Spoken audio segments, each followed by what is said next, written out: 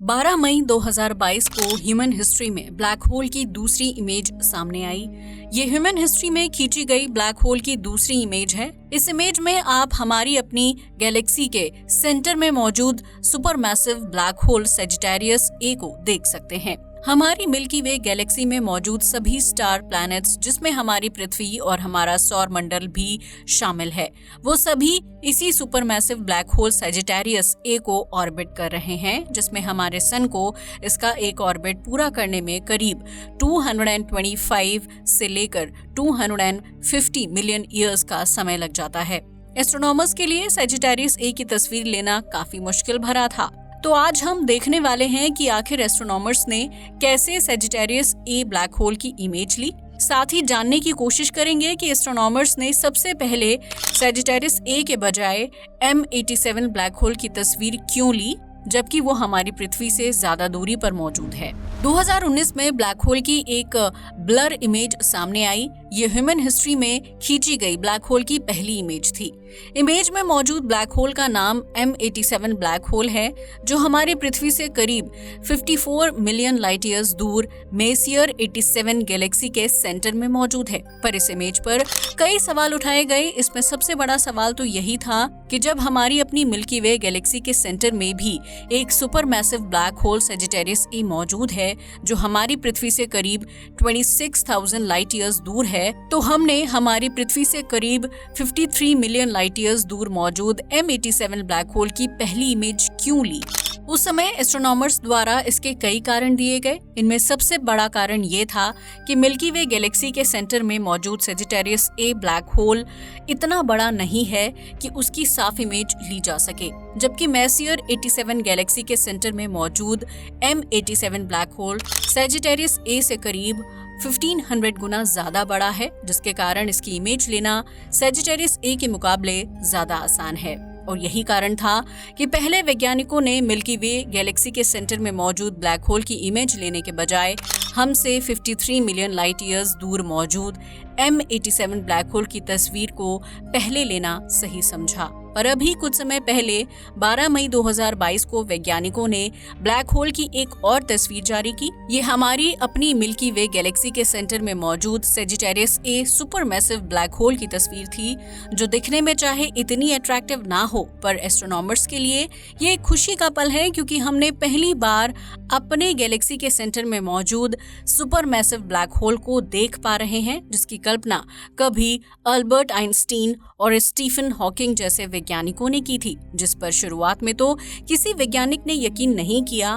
पर अब जब हम इनकी तस्वीर ले पा रहे हैं, तो ये प्रूफ हो चुका है कि अल्बर्ट आइंस्टीन और स्टीफन हॉकिंग द्वारा ब्लैक होल के बारे में बताई गई सभी बातें लगभग सच हैं। चलिए जानते हैं कि आखिर एस्ट्रोनॉमर्स ने सजिटेरियस ए ब्लैक होल की इमेज को कैसे लिया। पहले तो हमें समझना होगा कि हम ब्लैक होल की इमेज को लेते ही नहीं हैं, क्योंकि ब्लैक होल को देखा नहीं जा सकता, जिसका कारण ये है कि ब्लैक होल अपने अंदर से कोई भी लाइट बाहर नहीं आने देता।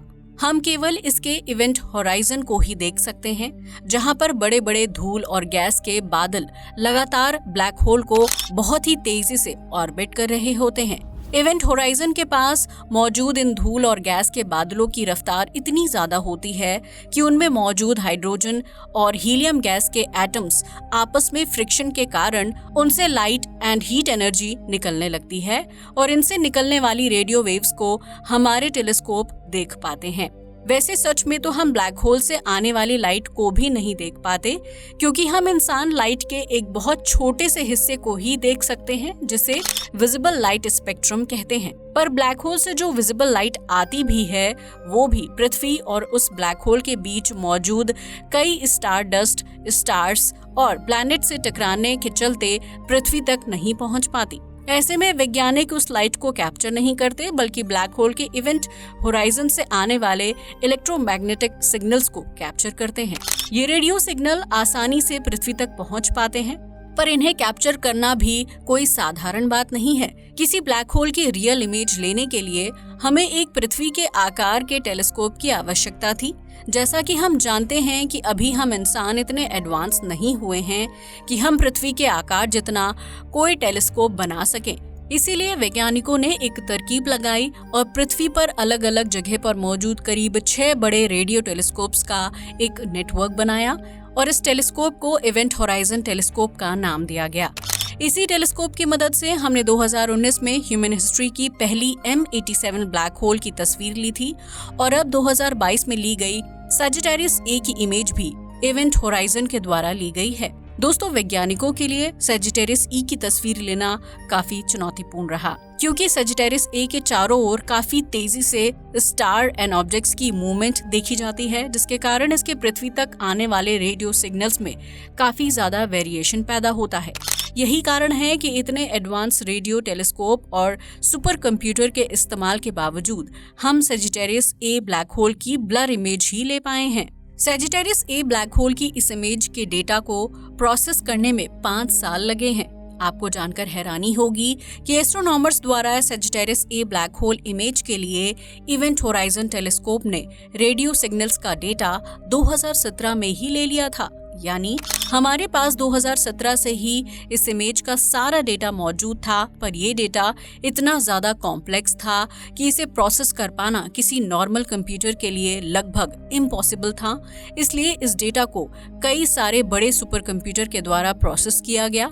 इसके बावजूद इन सुपर कंप्यूटर्स को भी सजिटेरियस ए ब्लैक होल के रेडियो सिग्नल्स के इस डेटा को प्रोसेस करने में करीब 5 साल का समय लग गया, जिसके बाद हमें ह्यूमन हिस्ट्री की दूसरी ब्लैक होल इमेज मिली। सजिटेरियस ए ब्लैक होल की इमेज लेना M87 ब्लैक होल की इमेज लेने से ज्यादा मुश्किल क्यों था? हमारी अपनी गैलेक्सी का super massive black hole Sagittarius A हमसे केवल 26,000 लाइट ईयर्स दूर है, जबकि हम इंसानों द्वारा 2019 में ब्लैक होल की ली गई पहली image M87 super massive black whole की थी, जो हमसे करीब 53 मिलियन लाइट ईयर्स दूर है। तो अगर प्रैक्टिकली देखा जाए तो सजिटेरियस ए ब्लैक होल की इमेज को लेना ज्यादा आसान होना चाहिए M87 की तुलना में, क्योंकि सजिटेरियस ए हमारी पृथ्वी के काफी करीब है। पर ये चीजें जितने आसान लगती हैं उतनी है नहीं। सजिटेरियस ए ब्लैक होल हमारे सूरज से करीब 40 लाख गुना ज्यादा मैसिव है, जो हम इंसानों के लिए तो काफी ज्यादा बड़ा है, पर ये यूनिवर्स के आकार के मुकाबले कुछ भी नहीं है, जिसके कारण ये हमारी पृथ्वी से देखने पर एक बहुत ही छोटे से धब्बे की तरह लगता है। और समस्या सिर्फ इसके छोटे आकार की ही नहीं है, बल्कि इसके छोटे आकार के कारण इसके पास के यूनिवर्सल ऑब्जेक्ट्स जैसे स्टार्स, डस्ट, प्लैनेट्स इसके चारों ओर काफी तेजी से ऑर्बिट करते हैं, जिसके कारण इसकी इमेज लेना काफी ज्यादा मुश्किल हो जाता है। बेशक सजिटेरियस ए और पृथ्वी के बीच की दूरी कम है, पर इनके बीच काफी ज्यादा मात्रा में ऑब्जेक्ट्स मौजूद हैं, जो सजिटेरियस ए से आने वाली लाइट और यहाँ तक कि रेडियो सिग्नल्स को भी पृथ्वी तक सही से नहीं पहुँचने देते। यही कारण है कि इसकी इमेज लेना काफी ज्यादा मुश्किल रहा, और यही कारण था कि वैज्ञानिकों ने शुरुआत में इसकी इमेज के बजाय M87 ब्लैक होल की इमेज को लेना चूज किया था, क्योंकि M87 ब्लैक होल चाहे हमारी पृथ्वी से ज्यादा दूरी पर मौजूद हो, पर इसका साइज सजिटेरियस ए की तुलना में करीब 1500 गुना ज्यादा बड़ा है। इसके अलावा इसके बड़े आकार के कारण इसके चारों ओर घूम रहे ऑब्जेक्ट्स को भी इसका एक ऑर्बिट पूरा करने में काफी ज्यादा लंबा समय लगता है, जिसके कारण इससे पृथ्वी तक आने वाले रेडियो सिग्नल्स ज्यादा यूनिवर्सल गैसों के बादलों और ऑब्जेक्ट्स से होकर नहीं गुजरते, और इसकी ज्यादा से ज्यादा रेडियो वेव्स पृथ्वी के इवेंट होराइजन टेलीस्कोप तक पहुंच पाती हैं। और यही कारण है कि सबसे पहले M87 ब्लैक होल की इमेज ली गई। और ये कंपैरिजन आप सजिटेरियस ए ब्लैक होल की इमेज और M87 ब्लैक होल इमेज में भी देख सकते हैं।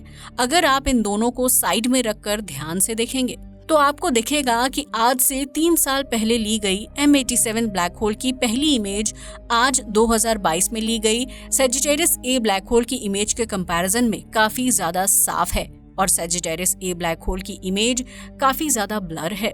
क्या हमारी पृथ्वी को सजिटेरियस ए ब्लैक होल से खतरा है?